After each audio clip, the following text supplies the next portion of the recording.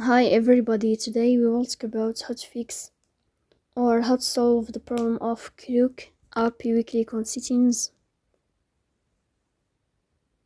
Here in this page, you will click on apps, default apps, app settings.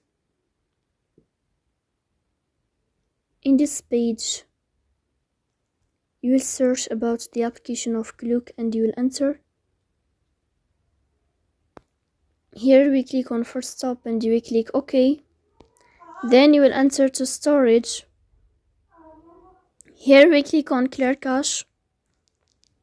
Then we go to Play Store.